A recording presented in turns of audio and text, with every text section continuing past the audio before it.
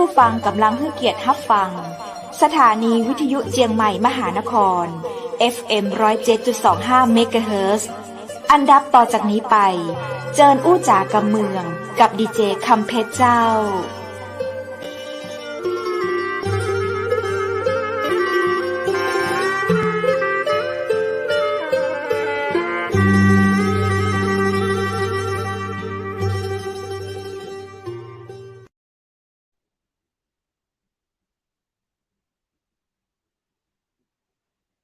สวัสดีเจ้าสวัสดีคุณผู้ชมที่ฮักและก็เติงหาจัดนักนะเจ้ายินดีต้อนรับเข้าสู่รายการอูจ่ากำเมืองต่างจังใหม่มหานครแพร่ภาพออกอากาศจากอาคารวังสิงคำอำเภอเมืองจังหวัดเชียงใหม่เจ้าคุณผู้ชมและคุณผู้ฟังเจ้าปีกะปากะข้าเจ้าดีเจคำเพชรเจนเกยนะเจ้าป้ากันในวันนี้ตัดกับวันจันทร์ที่26เดือนกันยายน2565มาอู้มาจากกำเมืองไต้กันเวลาดีๆจะอี้นะเจ้า2ทุ่มถึง3ทุ่มนะเจ้าคุณผู้ชมและคุณผู้ฟังอยู่ตังใดกันห้องเอิ้นจ๋าทักทายกันมาได้นะเจ้าทาง Facebook เชียงใหม่มหานคร YouTube เชียงใหม่มหานครและเพจเชียงใหม่มหานครเจ้าทักทายจะได้ก่อขอกำลังใจนะเจ้ากดหัวใจรัวๆแล้วก็กดไลค์กดติดตามให้กับทีมงานเชียงใหม่มหานครในการทดลองผลิตรายการตัวนะเจ้าคุณผู้ชมเจ้าวันนี้นั้นข้าเจ้าดีเจคำเทศมาอุ้มมาจ๋ากับคุณผู้ชมก็มี VIP ตีเก่งๆนะเจ้าจะมาอุ้มมาจ๋าตัวเฮาเนาะข้าเจ้าก็ยังไม่ได้ปะตัวแต่เปิ้นเตื้อแต่ว่าได้ลักอู้กันหลังไมค์มาสักน้อยหนึ่งแล้วเจ้านะคะเจ้าเป็นคนที่เก่งมีคุณภาพแต่ละเพราะว่าในตำแหน่งที่ผ่านมาของเปิ้นนั้นนะเจ้าเป็นอดีตรองประธานสภาเด็กและเยาวชนแห่งประเทศไทยนะเจ้าแล้วอดีตเป็นผู้แทนกลุ่ม MOS Thailand เนาะย่อมาจากหยังก็เดี๋ยวจะให้เปิ้นมาอธิบายให้ฟังนะเจ้าเนาะแล้วเปิ้นยังเป็นนักวิชาการอิสระนะเจ้าว่าเดี๋ยวนี้กำลังศึกษาเป็นนักศึกษาปริญญาโทตัวแหมวันนี้เปิ้นจะมาอุ้มมาจากกับเฮาในเรื่องของโครงการอบรมเชิงปฏิบัติการอาสาสมัครพลเมืองดิจิทัลการให้ความรู้พลเมืองดิจิทัลในรูปแบบออนไลน์นะเจ้า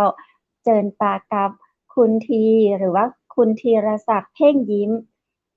VIP ของจังหวัดมหานครในค่ำคืนนี้ยินดีต้อนรับสวัสดีเจ้าสวัสดีครับสวัสดีครับสวัสดีพี่ดีเจคอนเทนต์นะครับแล้วก็สวัสดีผู้ชยินมทุกท่าดีนจะนักด้วยครับเจ้าวันนี้คุณทีของเราอยู่ที่ไหนอะเจ้าตอนนี้อยู่จังหวัดสมุทรสงครามครับผมเจ้าไปนี่อย่างตี้สมุทรสงครามเจ้าไปคนสมุทรสงครามก็เจ้ากำลังจะเดินทางไปทำค่ายให้น้องๆที่จังหวัดชุมพรครับผมโอ้ไปครับถึงจังหวัดชุมพรจังหวัดชุมพรคือภาคใต้เลยเนาะใช่เจ้าครับภาคใต้ครับจริงแล้วตัวของคุณธีรศักดิ์นี่อยู่ทำหน้าที่อย่างที่ไหนอย่างใดอะเจ้า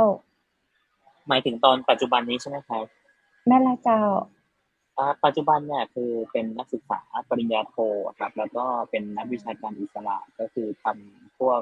หลักสูตรพวกกระบวนการเกี่ยวกับการพัฒนา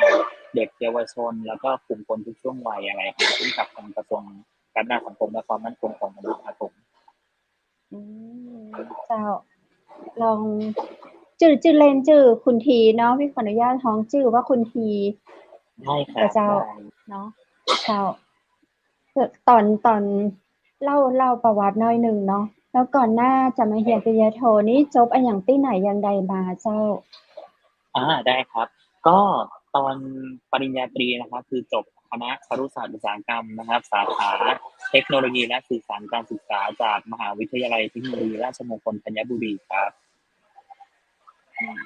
เจ้า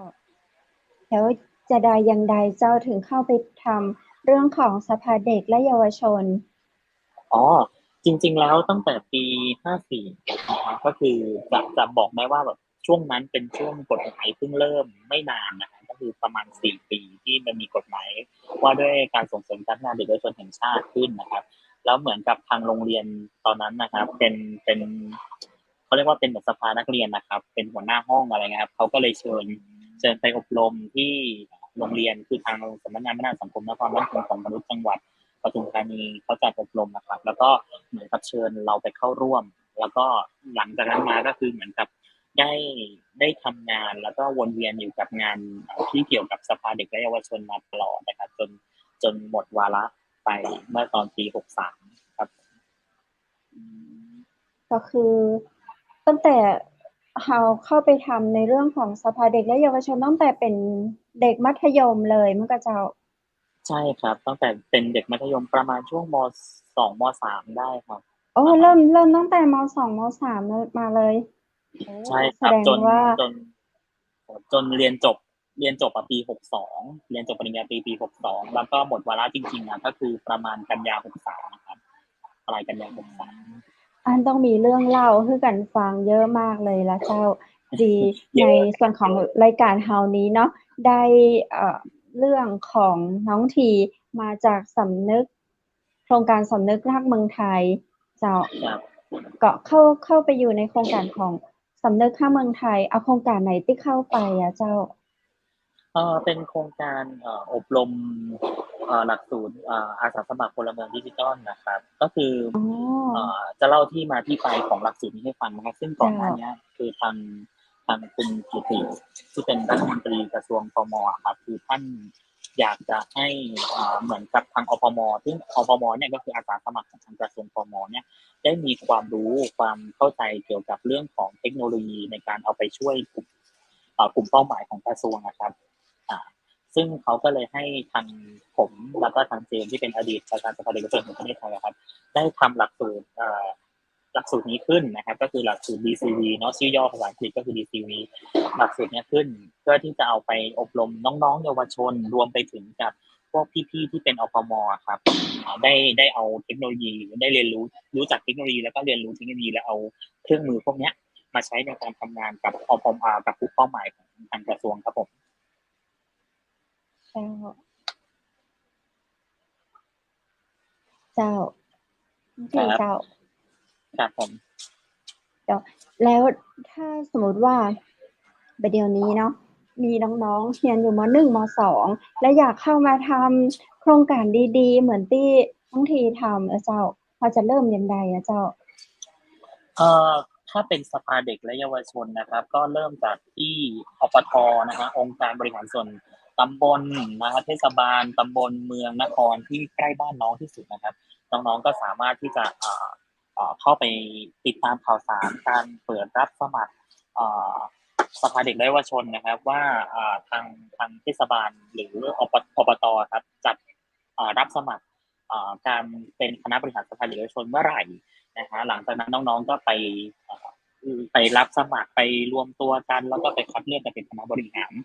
จากตำบลก็จะขยับขึ้นมาอำเภอและจากอำเภอก็เป็นผู้แทนจังหวัดถ้าน้องได้เป็นประธานจังหวัดน้องก็มีสิทธิ์ที่จะเข้ามาเป็นสมาชิกสภาเด็กและเยาวชนแห่งประเทศไทยและมีสิทธิ์คัดเลือกให้เป็นคณะบริหารสภาเด็กและเยาวชนแห่งประเทศไทยด้วยครับจากจุดเริ่มต้นของน้องทีในน้องทีก็เริ่มมาแบบนี้เหมือนกันค่ะเจ้า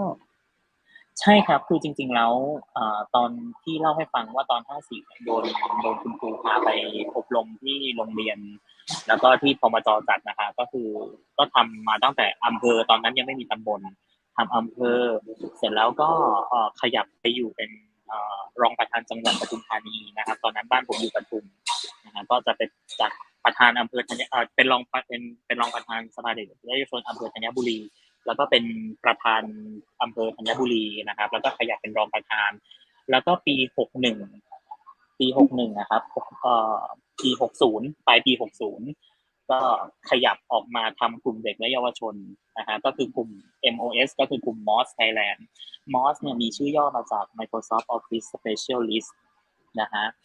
อ่าเดี๋ยวผมจะเล่าให้ฟังว่าที่มาที่ไปของ MOS มันมาจากไหน นะฮะซึ่งพอรวมกลุ่มกันแล้วจะเป็นกลุ่มคนที่ทำเรื่องพวกเทคโนโลยีแล้วก็พวกคอมพิวเตอร์เนี่ยมาอยู่ด้วยกันแล้วก็เอาเพื่อนๆเนี่ยมาชวนมาทำกลุ่มเด็กและเยาวชนแล้วก็ไปจดทะเบียนเป็นกลุ่มเด็กและเยาวชน38องค์กรของทางกรมกิจการเด็กและเยาวชนแล้วก็เข้าไปคัดเลือกสมาชิกสภาเด็กและเยาวชนแห่งประเทศไทยแล้วก็ไปเป็นได้ถูกคัดเลือกให้เป็นคณะบริหารสภาเด็กและเยาวชนแห่งประเทศไทยนะครับ ใช่เจ้าน้องทีเข้ามานี่คือคุณครูชักนำหรือว่าเรามีใจรักเราอยากทำด้วยตัวของเราหรือว่าคือเรามาจากคุณครูชักนคือจุดเริ่มต้นจริงๆคือคุณำครูเจ้าชักนำครับแต่ว่าเจ้าพอได้ทำไปเรื่อยๆอะครับคือมันมันเปลี่ยนวิธีคิดพอเราได้ไปเรียนรู้ได้ไปเรียนรู้การทำงานได้ไปเข้าร่วมกิจกรรมได้อบรมได้ผ่านแบบเขาเรียกว่าผ่านการอบรมหลายๆอย่างมาครับคือมันจะมีอะไรหลายๆอย่างที่ทำให้เราได้เรียนรู้ไม่ว่าจะเป็นตัวบุคคลเองหรือว่าตัวเนื้อหาที่ทางกรมกิจการเด็กและเยาวชนได้จัดหาให้หรือหน่วยงานอื่นที่จัดหาให้อะครับคือมันทำให้เราได้พัฒนาตัวเองไปเรื่อยๆพอเราอยู่ตรงนั้นแล้วอะครับเหมือนพอเรามาอยู่ในจุดที่มันโอเคแล้วตัวเราเองรู้สึกว่าตัวเองโอเคเราก็เลยอยากส่งต่อโอกาสให้คนอื่นนั่นมันก็เลยทำให้ตัวเองอะมี passion ในการที่จะทำอะไรแบบเนี้ยต่อไปอะไรเงี้ยครับน้องทีประทับใจตรงไหนแล้วเลยเอ็นเอียงหัวใจที่จะมาทำกิจกรรมมูนี่เจ้ามีประโยคนึงจากที่เจ้าหน้าที่ของพัฒนาสังคมและความมั่นคงของมนุษย์จังหวัดปทุมเคยบอกกับผมตอนที่ผมอะจะลาออกจากสภาเด็กเขาบอกว่าถ้าเราลาออกไปแล้วเด็กและเยาวชนในจังหวัดปทุมธานีจะทำยังไงคือตอนนั้นรู้สึกว่าแบบเหมือนตัวเองเป็นอะไรนะเป็นนางงามหรือเป็นซุปเปอร์สตาร์อะไรบางอย่างเลยครับคือทำให้เราแล้วถ้าเราออกไปแล้วน้องๆล่ะอะไรเงี้ยคือเหมือนเราก็บอกกันเราก็พูดตามตรงนะว่าแบบว่าสภาเด็กแต่ละที่มันไม่เข้มแข็งบางที่ก็เข้มแข็งแต่บางที่ก็ไม่เข้มแข็งแต่ว่ามันจะมีมันจะมีคนที่เข้มแข็งแล้วก็คือเหมือนกับคอยเป็นหัวเป็นหลักในการที่จะขับเคลื่อนงานแล้วก็จะเหมือนกับจะดึงน้องๆให้เข้ามาทำงานด้วยอะไรเงี้ยครับนั่นแหละครับพอเราจะลาออกพี่เขาก็เลยแบบเหมือนพูดประโยคนี้เพื่อแบบให้เราคิดแล้วก็เบรกเราไว้มันก็เลยยังให้เราแบบยังอยู่ตรงนี้เพราะว่าตัวผมเองอ่ะเป็นคนที่แบบงานเยอะมากๆแล้วก็เรียนเยอะแล้วเป็นคนที่แบบค่อนข้างที่จะหาทำนะครับก็เลยแบบมันก็จะไม่ค่อยมีเวลาว่างมากเท่าไหร่นะฮะตอนนั้นที่ตัดสินใจลาออกครับก็กำลังจะถามคำถามนี้พอดีเลยว่าเพราะอะไรเราถึงคิดจะลาออกกันเข้าใจแล้วเจ้าเพราะว่าเรามีอะไรอย่างอื่นที่จะต้องทำเนาะแต่ตรงนี้มีความสำคัญที่สุดเลยนอกจากคำพูดของคุณครูคำพูดของรุ่นพี่ตรงนี้ที่โน้มน้าวเราให้มีจิตใต้สำนึกเนาะในความที่เราอยากดูแลน้องๆของเราต่อมาจนถึงวันนี้รู้สึกต่อรู้รู้สึกดีแค่ไหนยังไงเจ้าก็ก็รู้สึกดีที่สามารถเห็นน้องๆที่เราแบบเคยเคยไปคุยเคยไปพัฒนาศักยภาพเคยสอนงานอะไรหลายๆอย่างเนี่ยได้เอาสิ่งที่เราตั้งใจถ่ายทอดให้เอาไปใช้ให้เกิดประโยชน์อันเนี้ยก็คือแบบเหมือนกับแค่แค่เขาเข้าใจแล้วเขาเอาไปใช้ก็รู้สึกดีใจแล้วครับ จริงๆไม่จำเป็นต้องเอาไปใช้ทั้งหมดหรอกแค่เอาแบบแค่รู้ว่าส่วนหนึ่งที่เขาเอาไปจากเราแล้วมันสามารถใช้ได้จริงในชีวิตประจำวันเขาก็ดีใจแล้วแล้วกิจกรรมอะไรที่แบบบางทีชอบมากเลยรู้สึกว่าเป็นอะไรที่อยากให้มันมีต่อเนื่องเนี่ยเจ้าจริงๆแล้วมันจะมีกิจกรรมหนึ่งที่รู้สึกว่าประทับใจมาตลอดเลยแล้วก็ยังคิดถึงกิจกรรมเนี้ยตลอดเวลาเราพูดถึงสภาเด็กมันจะมีกิจกรรมของการพัฒนาศักยภาพสภาเด็กและเยาวชนที่เป็นของท่านอาจารย์ชานนท์นะครับซึ่งตอนนี้ท่าน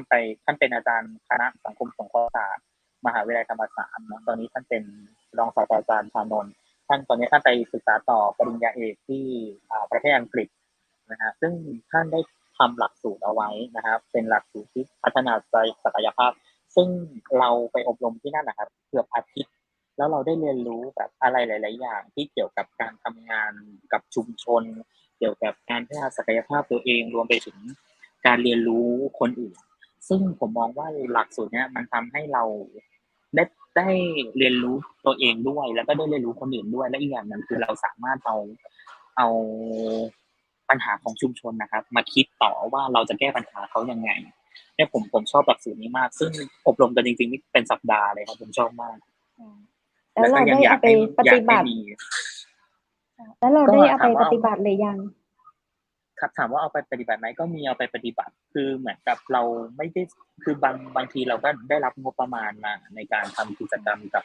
น้องๆเนาะแล้วเราก็จะเป็นคนออกแบบกระบวนการร่วมกับทางเจ้าภาพเนาะบางทีเราก็ไม่ได้เอากระบวนการมาทั้งหมดคือเราจะเอาบางส่วนซึ่งเอาหัวใจสำคัญของตัวกิจกรรมมาใช้เพื่อถ่ายทอดให้น้องๆเพราะว่าจริงๆแล้วหลักสูตรเนี้ย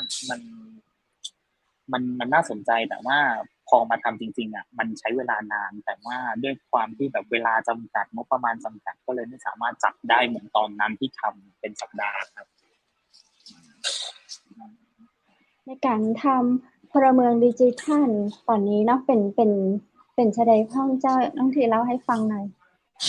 ได้ครับคือพอ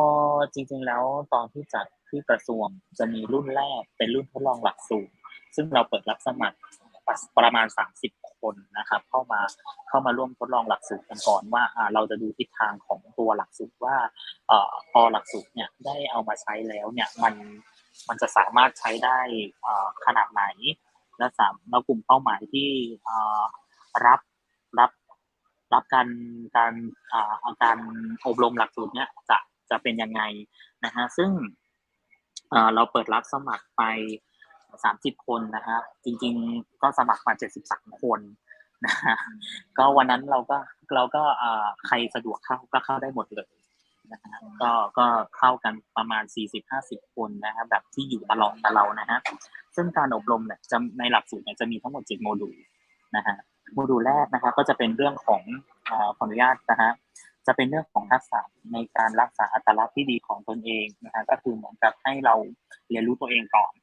นะฮะโมดูล2นะฮะก็จะเป็นเรื่องของทักษะในการรักษาข้อมูลส่วนตัว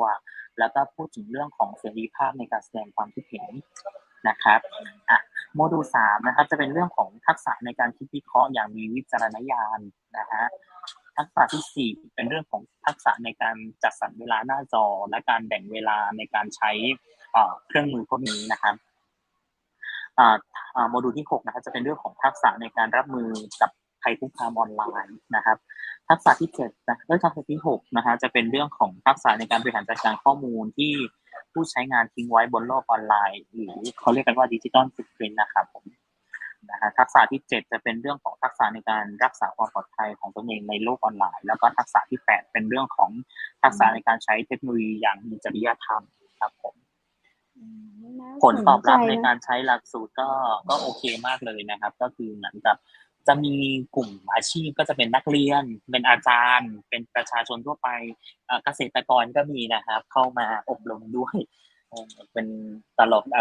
น่าสนใจมากเลยคือแบบมีหลากหลายอาชีพที่เข้ามาในวันนั้นนะฮะพี่อยากสมัครด้วยน้องทีเดี๋ยวถ้ามีรุ่นต่อไปจะกระซิบไปนะครับพี่เนาะพี่ขอยื่นใบสมัครไว้ก่อนเลยคืออยากเรียนมากเลยฟังดูทั้ง8ทักษะนี้พี่คงต้องเรียนทั้ง8ทักษะเลยเนาะมีสื่อมวลชนเข้าไปเรียนบ้างหรือยังเจ้าถ้าสื่อมวลชนเนี่ยยังไม่เห็นนะครับว่าเข้ามาอบรมขอยื่นใบสมัครคนแรกเลยขอเข้าอบรมด้วยได้ครับพอผ่านหลักสูตรตรงนี้ไปก็มีเอากิจกรรมเนี่ยไปทำกับน้องๆจังหวัดอื่นๆด้วยอย่างเช่นนครศรีธรรมราชจังหวัดจันทบุรีแล้วก็อีกหลายจังหวัดเลยผมจำไม่ได้ว่ามีจังหวัดอะไรบ้างนะฮะแต่ว่างบประมาณที่รับสนับสนุนจากทางโครงการนะครับก็คือเอาไปใช้กับเด็กๆก็คือเปิดรับสมัครอีกรอบหนึ่งนะครับเป็นรุ่นหนึ่งในการทำอย่างนี้เหมือนกันใช่ครับสิ่งที่เราทำแล้วก็เราให้มากกว่าสิ่งที่เราได้จากมากกว่าจำนวนเงินที่มาซัพพอร์ตเราแน่ๆเลยเนาะแล้วก็ยังทำต่อเนื่องตอนนี้โครงการของเรามียื่นทางสำนึกและเมืองไทยต่อเนื่องประจำปีนี้ไม่ได้ยื่นครับผมใช่เพราะว่าเหมือนกับตอนที่ทราบข่าวการประกาศรับสมัครก็คือเหมือนกับเวลามันกระชั้นชิดจนจะใกล้ถึงรับสมัครแล้วก็เลยทำเอกสารอะไรไม่ทันครับผมแต่จริงๆก็เสียดายเหมือนกันนะฮะปีต่อไปเนาะแล้วในส่วนอื่นเรามียื่นทำกับโครงการ หน่วยงานอื่นๆก็เจ้าถ้าเป็นหลักสูตรเนี้ยยังตอนแรกจะทำกับทางกสทช.แต่ว่าตอนนี้ก็คือกับทางเนี้ยก็คือเหมือนกับชะลอโครงการไว้ก่อนนะฮะแล้วก็มีเรื่องของการไปคุยกับทางทางผู้แทนของกระทรวงดิจิทัลเพื่อเศรษฐกิจและสังคมละว่าเรามีโครงการแบบเนี้ยแต่ว่าเราเหมือนกับคุยคอนเซ็ปต์งานกันนะฮะแล้วเราเหมือนกับปรับหลักสูตรด้วยนะฮะแล้วก็เราก็คุยกับทางข้าราชการทางกระทรวงนั้นละแล้วเดี๋ยวเราคงจะต้องปรับตัวเนื้อหาหลักสูตรแล้วก็เอาไปใช้อีกทีหนึ่งนะฮะก็คงจะเป็นปีงบประมาณหน้านะครับคือตอนนี้เราก็ยังไม่ได้มีร่วมกับหน่วยงานที่จะเข้ามาเมื่อกี้ได้ยินว่าเราก็มีพัฒนาสังคมอยู่เนาะใช่ครับก็ใช่เอาจริงๆโจทย์ก็มาจากคุณจุติแหละครับอ๋อใช่ในในการทำงานในตรงนี้มีอะไรที่อยากเล่าสู่กันฟังแบบเป็นเคสที่อยากจะให้ทางรายการเรารับรู้รับฟังได้เมื่อกี้เราค้างกันไว้ว่ามอสมาจากอะไรใช่ไหมใช่ใช่ใช่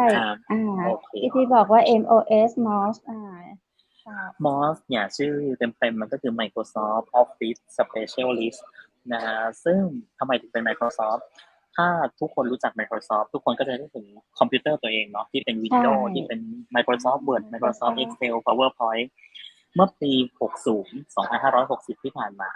ผมเป็นหนึ่งในตัวแทนประเทศไทยที่ไปแข่ง Microsoft Office ที่ประเทศสหรัฐอเมริกาใช่ไปแข่งเป็นโครงการ Microsoft Office Specialist World Championship 2017 ที่เมืองอนาไฮม์รัฐแคลิฟอร์เนียประเทศสหรัฐอเมริกาผมไปแข่งในตัวโปรแกรม Microsoft Word 2016 นะฮะแล้วตอนนั้นก็ไปแข่งที่ดิสนีย์แลนด์ของแคลิฟอร์เนียก็ไปแข่งแล้วกลับมาก็ได้รางวัลที่7ของโลกนะฮะก็คือพอกลับมาเราก็ใช้ความที่เราแบบได้รางวัลตรงเนี้ยมาเอาความรู้เนี่ยมาถ่ายทอดให้กับน้องๆสภาเด็กและเยาวชนแล้วก็ตัวเพื่อนๆที่อยู่ในมหาวิทยาลัยเราด้วยนะครับได้รับความรู้แล้วก็เหมือนกับเทรนน้องรุ่นต่อๆไปแล้วก็เวลาเราไปจัดกิจกรรมหรือจัดค่ายที่ไหนเรามักจะบอกน้องๆนะว่าถ้าน้องๆสนใจพี่ช่วยเทรนให้ได้พี่ช่วยติวให้ได้ในส่วนที่พี่แบบยังพอไหวนะครับเพราะว่ามันเป็นโอกาสในการที่จะแบบไปอเมริกาฟรีค่าใช้จ่ายเราไม่ต้องเสียเลยได้วีซ่าอเมริกา10 ปีอีกคือเราจะบอกว่าวีซ่าอเมริกาเป็นหนึ่งในวีซ่าของประเทศที่ขอยากมากถ้าเท่าที่เราทราบข้อมูลเนาะใช่คือการที่เราแบบไปตรงนั้นแล้วแบบมันได้เบเนฟิตตรงนี้มามันก็เป็นประโยชน์ถ้าเราได้ไปต่างประเทศฟรีมันก็เป็นประโยชน์ของเราแล้วครับนั่นแหละก็เป็นเราก็สร้างอินสไปร์ให้กับน้องๆที่เราไปเจอตลอดเลยอย่างปีนี้เขาก็จะจัดแข่งขันกันช่วงเดือนพฤศจิกายนเขาก็เปิดรับสมัครอยู่นะฮะก็ใครที่สนใจก็สามารถเข้าไปติดตามรายละเอียดได้นะครับที่ ARIT นะครับหรือว่าปรึกษาที่น้องทีได้เนาะทักน้องทีก็ได้ที่ผมได้เลยใช่ครับยินดีให้ข้อมูลแล้วก็ยินดีตอบคำถามทุกท่านเลยนะครับถ้าน้องๆเยาวชนที่อายุไม่ถึง21 ปีที่กำลังฟังอยู่นะฮะหรือคุณพ่อคุณแม่นะครับหรือผู้ปกครองที่กำลังฟังอยู่นะครับสนใจอยากให้ลูกตัวเองไปลองแข่งขันถ้าไม่ได้แข่งขันจริงๆก็มันจะเป็นการอบรมด้วยนะก่อนแข่งก็เทสกันนะครับว่าจะดูคะแนนแล้วก็ความเร็วถ้าสมมติว่าแบบสนใจก็อาจจะสมัครดูนะครับถ้าสมมติว่าไม่ได้เป็นตัวแทนประเทศไทยไปแข่งแต่เราได้ลำดับ1 2 3เราก็มีทางโครงการก็มีเงินรางวัลให้น้องๆด้วยแล้วอีกอย่างนึงคือถ้าสมมติว่าได้ไปเป็นตัวแทนประเทศไทยไปแล้วอ่ะมันก็จะเป็นเหมือนเป็นความภาคภูมิใจนึงเนาะในครั้งนึงที่เราได้ไปเป็นตัวแทนประเทศไทยไปแข่งนะเพราะว่าบริษัทที่จัดเนี่ยเป็นบริษัทMicrosoft มาเองเลยนะครับเราได้เจอผู้บริหารของ Microsoft เจอผู้บริหารของบริษัท Adobe ด้วยเพราะว่ามันจะมี2 รายการที่แข่งกันในงานนี้ครับเป็นMicrosoft Office Specialist ซึ่งจะมี Word Excel PowerPoint ที่แข่งกันแล้วก็ Adobe เนี่ยจะเป็นการแข่งขันออกแบบ นะฮะเท่าที่เรารู้จักโปรแกรม Adobe ทั้งหลายนะครับก็คือจะเป็นการแข่งขันออกแบบก็ถ้าติดลำดับ1 ใน 10เราก็จะมีแบบของรางวัลแจกด้วยทุกท่านเลยนะครับใช่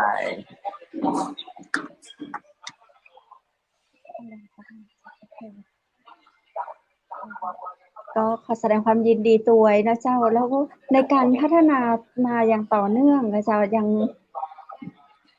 เราจะมีการแบบพัฒนาแล้วก็นำมาเป็นของว่าอะไรต้นแบบให้กับน้องๆของเราในประเทศของเราทั้งที่ได้เอามาทำก็เจ้าคือเหมือนกับตัวเองมักจะบอกน้องๆเสมอว่าถ้ามีโอกาสหรือโอกาสมันเข้ามาให้คว้าไว้ทุกโอกาสถ้าเราจะทำได้หรือไม่ได้เนี่ยสุดท้ายแล้วคนรอบข้างจะเป็นคนซัพพอร์ตเราเองไม่ว่าจะเป็นเพื่อนพ่อแม่คุณครูหรือใครก็แล้วแต่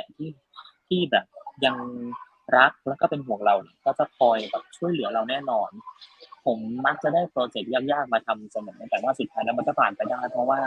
เพื่อนๆหรือแบบพ่อแม่หรือครูผู้ปกครองทั้งหลายที่แบบคอยให้กำลังใจและให้คำแนะนำคือจะมีคนทุกคนก็คือเหมือนกับพยายามที่จะเห็น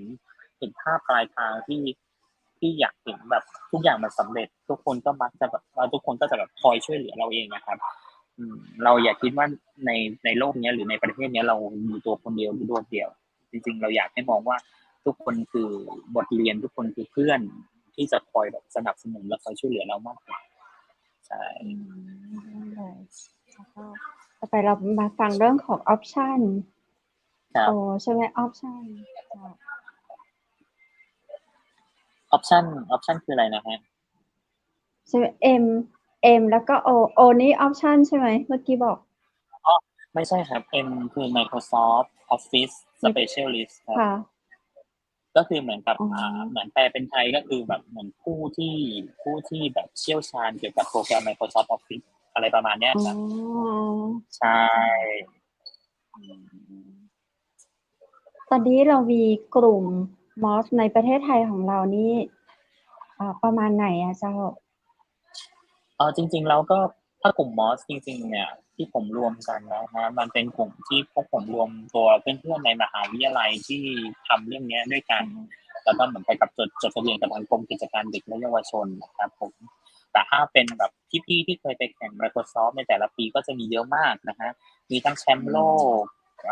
รองแชมป์โลกเยอะแยะมากมายเลยครับที่ไปแข่งแล้วได้รับรางวัลกลับมาในประเทศไทยใช่ครับทุกวันนี้ที่ทำก็คือทำผ่าน Microsoft ทำผ่านออนไลน์เรามีแบบไปแบบตัวต่อตัวในห้องเรียกว่าอะไรอย่างเมื่อกี้ที่บอกว่าจันทบุรีอย่างเงี้ยจ้ะใช่ใช่ใช่คือเหมือนกับตอนที่ทำเนี่ยเท่าที่นึกออกนะครับคือผมก็จำไม่ได้ละจริงๆผมก็ไม่ได้เอาหลักสูตรนี้มาใช้สักพักละเหมือนกับพอปีที่ผ่านมาเหมือนทางกรมกิจการเด็กและเยาวชนเนี่ยเขาจะเล่นเรื่องหลักสูตรการตั้งครรภ์ไม่พร้อมในวัยรุ่นก็เลยเหมือนกับหลักสูตรเกี่ยวกับดิจิตอลก็เลยไม่ค่อยได้ทำนะฮะก็ส่วนใหญ่จะเป็นออนไลน์นะออนไซต์ออนไซต์ออนไซต์เหมือนจะไม่ค่อยมีนะฮะจำไม่ได้นะครับแล้วน้องๆที่เราได้ออนไลน์กับเขามาในเรื่องของดิจิทัลเนี่ยจะมีคนไหนที่แบบประทับใจเล่าให้ฟังหน่อยหมายถึงยังไงนะฮะไม่ถึงในโครงการของเราเนาะมีการอบรมมีการออนไลน์กับน้องๆมีคนไหนที่แบบประสบความสำเร็จแล้วเราประทับใจเจ้าเป็น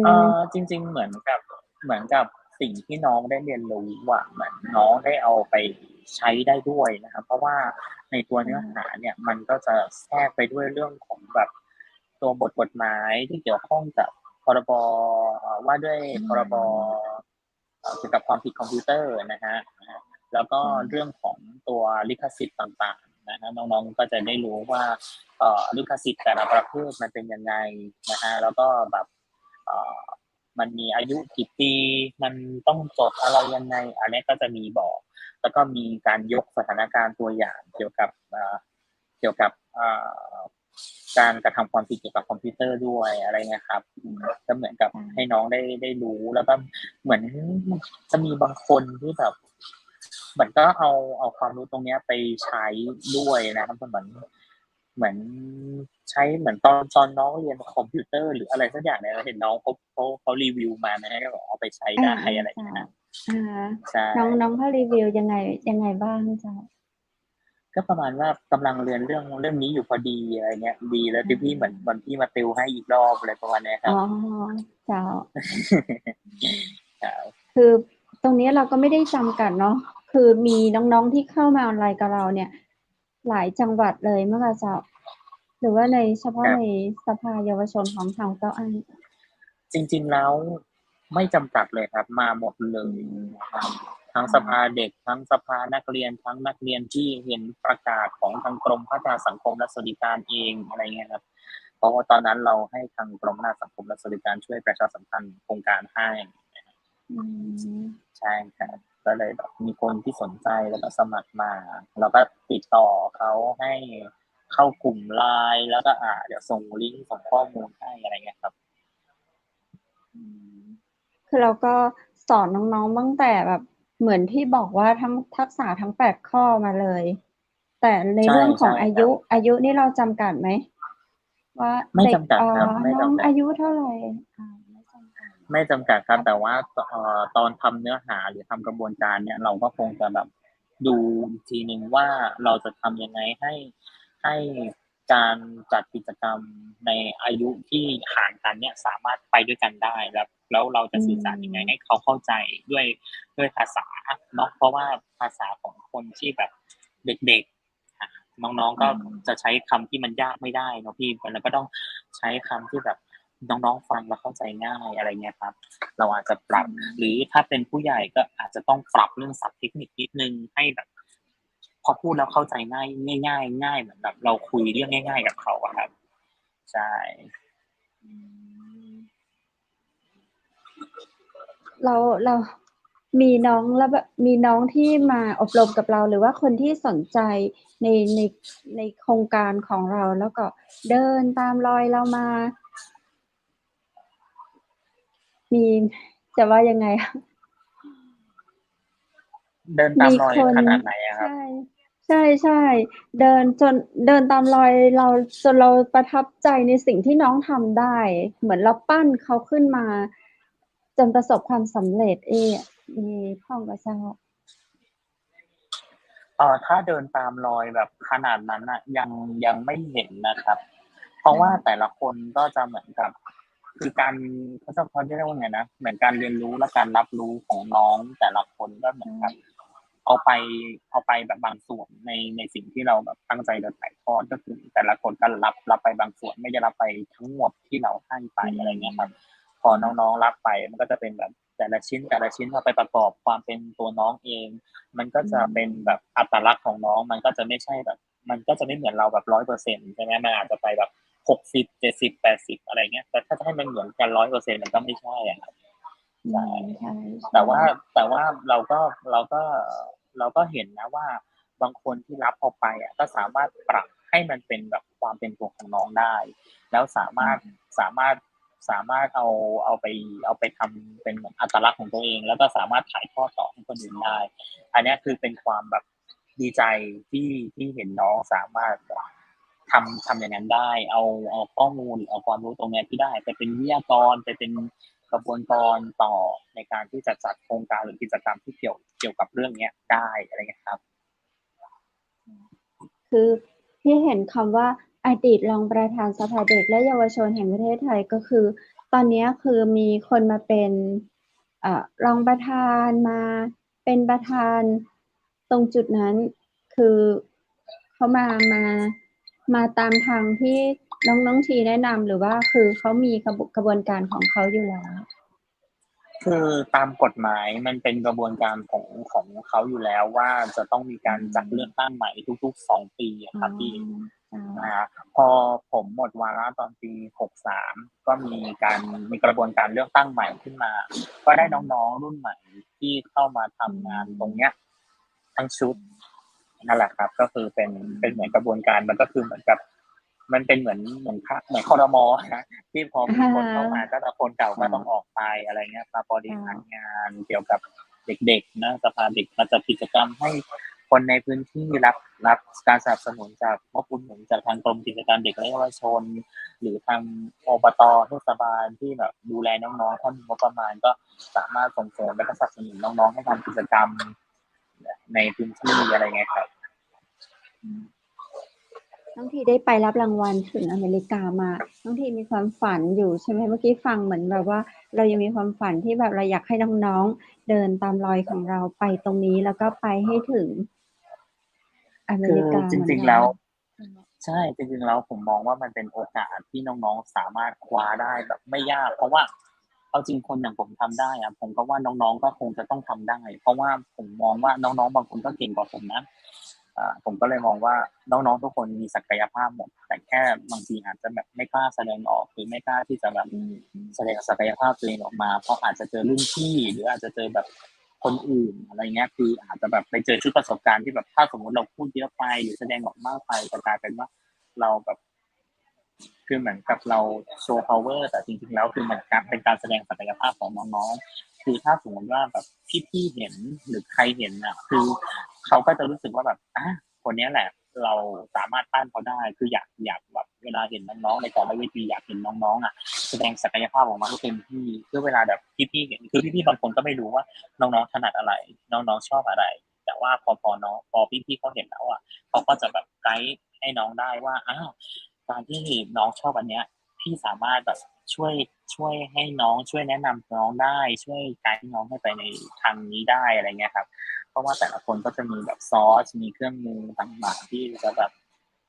เหมือนกับสนับสนุนทางเดินเส้นทางการเดินของน้องๆได้ที่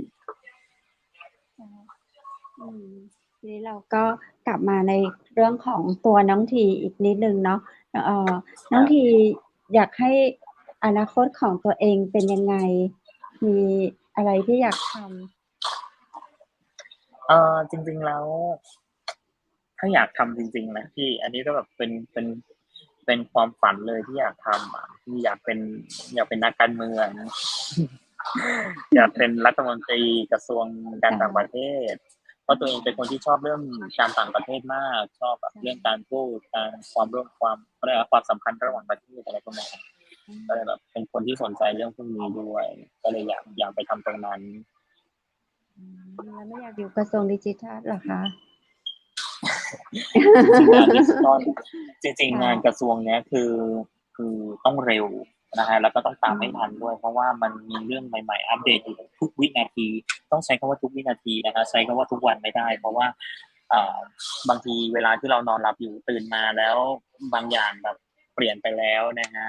หลายๆอย่างมันพัฒนาไปเร็วมากเลยถ้าเป็นเทคโนโลยีสมัยเนี้ยอย่างเมื่อก่อนอาจจะใช้คำว่า10 ปี5 ปีพัฒนา1 ปีพัฒนาแต่ตอนเนี้ยคือใช้คำว่าทุกวินาทีได้เลยนะฮะทุกอย่างเร็วมากจริงๆแล้วผมคงตามไม่ทันขนาดนั้นผมคงไม่เร็วขนาดนั้นจริงอ๋อถ้าคนเก่งๆขนาดน้องทีตามไม่ทันแล้วน้องๆหรือว่าอย่างพี่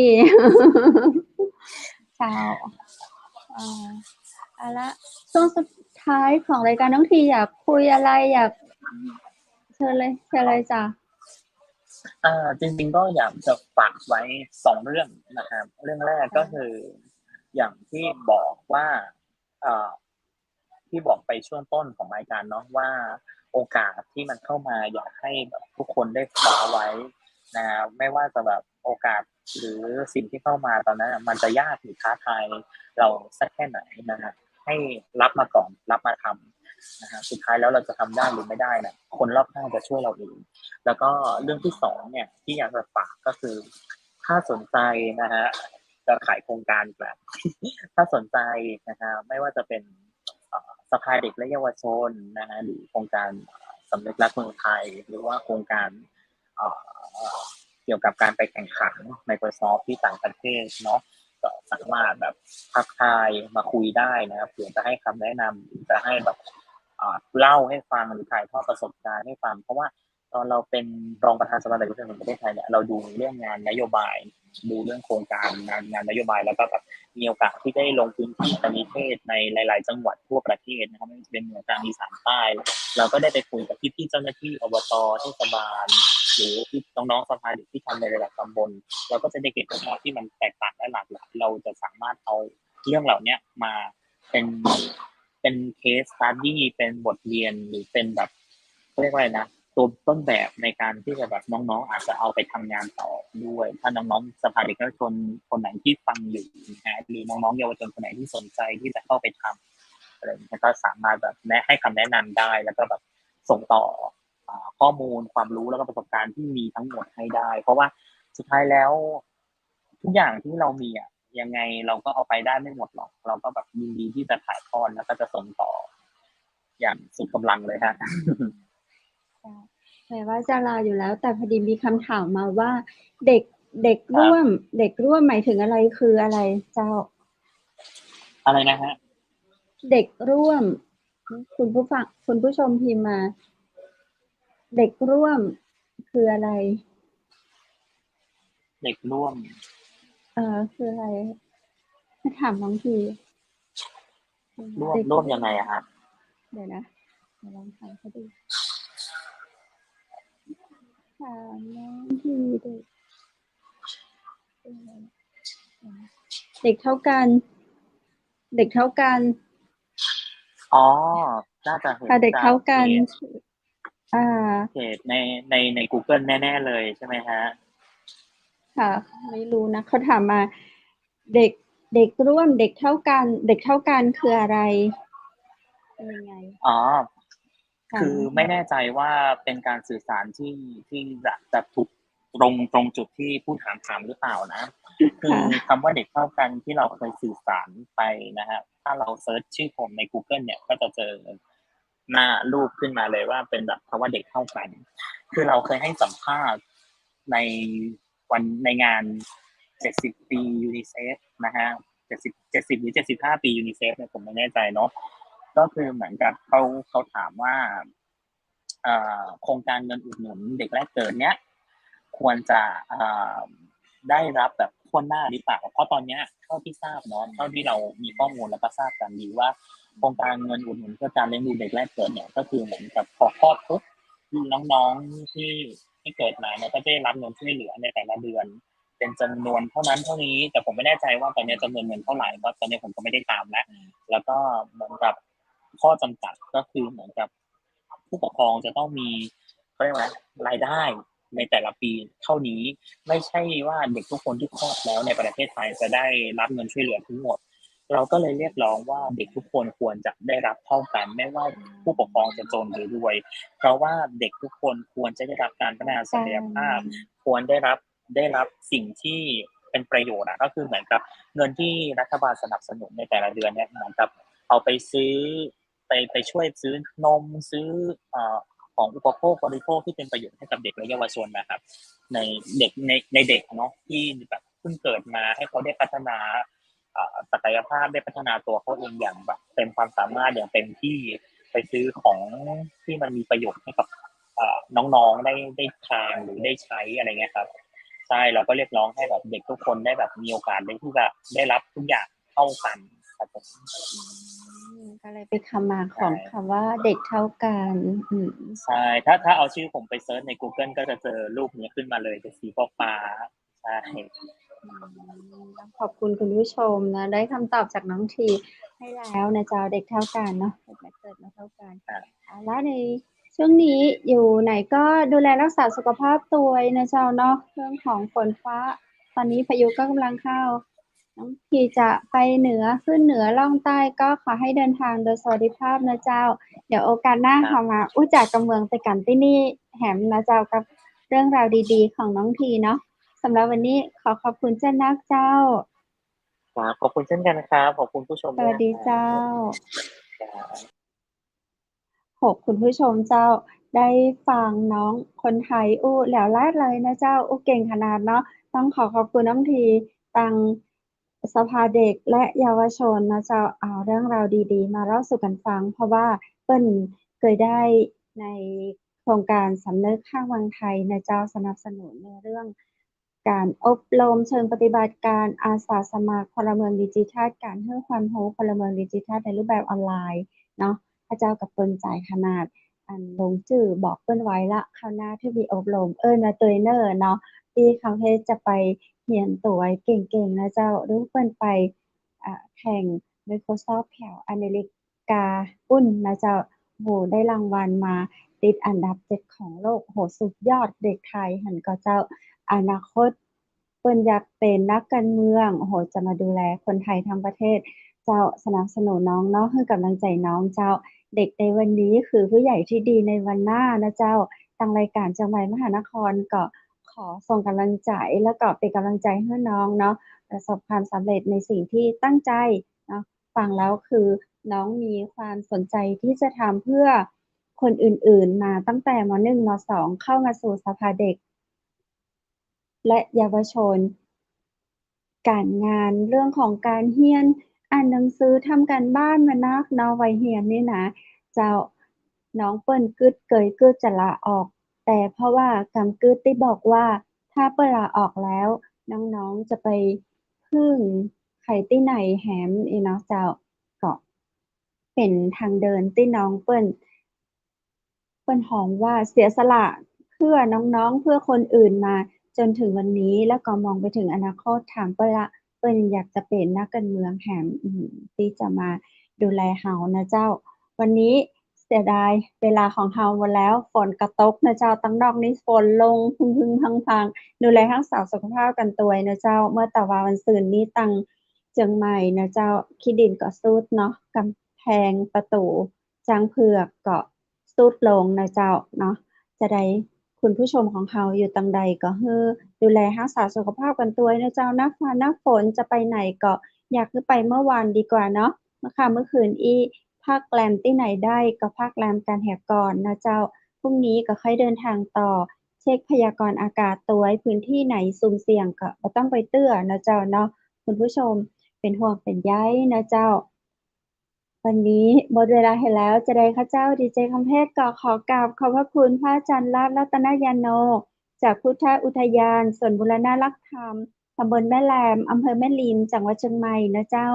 ท่านใดสนใจอยากเรียนสมาธิก็ทักไปได้ที่เบอร์โทร0980364744สมัครได้ตั้งแต่8โมงเช้าถึง4โมงแลงเลยเจ้า และวันนี้นะเจ้าขอขอบคุณโรงแรมแม่เสลียงเวียงงามนะเจ้าเปิดบริการตลอด24ชั่วโมงแอลเหนือแอลหนาวเจ้าไปฝนต้นหนาวแล้วเน้อไปแอลแม่เสลียงเวียงงามเจ้าโทรสำรองจองห้องพักได้ที่เบอร์โทร0536214444นะเจ้าและขอขอบคุณน้ำผึ้งแท้น้ำผึ้งตราสารวินน้ำผึ้งจากธรรมชาตินะเจ้ามีอย รับรองเนาะสนใจจะใดนะเจ้าเปิ้นบริการส่งทั่วไทย โทรถามได้ที่0826166889นะเจ้าและขอขอบคุณมานาไฟเบอร์นะเจ้าผลิตภัณฑ์อาหารเสริมที่ดูแลสุขภาพในเรื่องของการขับถ่ายของเสียออกจากลำไส้ที่มีอาหารเสียไขมันอะหยังหมู่นี้เนาะตกค้างในลำไส้ของเราเมื่อนึกถึงมานาไฟเบอร์นะเจ้าพุงยุบหรือว่าขี้ปุ่มยุบนะเจ้า ดูแลสุขภาพของเราขับของเสียทุกเช้าด้วยมานาไฟเบอร์โทรสอบถามได้นะเจ้าสั่งซื้อได้ที่0654236107เจ้าและวันนี้ขอขอบคุณแสงประเสริฐโต๊ะจีนนะเจ้าแสงประเสริฐโต๊ะจีนนะเจ้าบริการอาหารโต๊ะจีนสากลทั่วไทยนะเจ้าสนใจจะได้เจ้าโทรสอบถามได้ที่090465 8589นะเจ้าเปิ้นบริการโต๊ะจีนทั่วประเทศไทยเลยเจ้าแสงประเสริฐโภชนาเนาะและวันนี้นะเจ้าขอขอบคุณผ้าพิธีกรหญิงจากร้านผ้าพื้นเมืองชุดไทยใหญ่นะเจ้าท่านใดสนใจผ้าไตรผ้า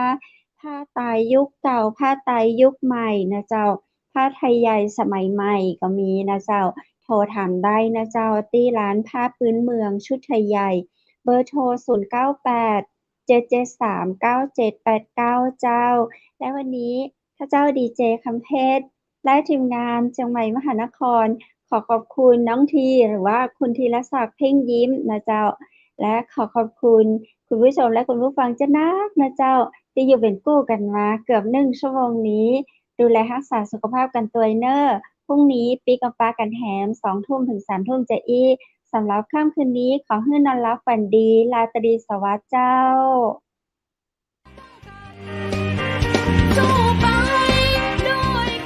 สถานีวิทยุเจียงใหม่มหานคร 107.25 เมกะเฮิรตซ์ขอแสดงความห่วงใยและเป็นกำลังใจให้ทุกท่านในช่วงการระบาดของโรคโควิด -19 ในครั้งนี้เพื่อลดความเสี่ยงควรสวมหน้ากากอนามัยทุกครั้งล้างมือเป็นประจำขอให้อยู่ที่บ้านให้นักที่สุดด้วยความปรารถนาดีจากหมู่เฮาเจ้าเจียงใหม่มหานครสนับสนุนโดยกาแฟโกแม็กคอฟฟี่และโรงแรมแม่เสรียงเวียงงามโทร 053-621-444 และ 081-595-2883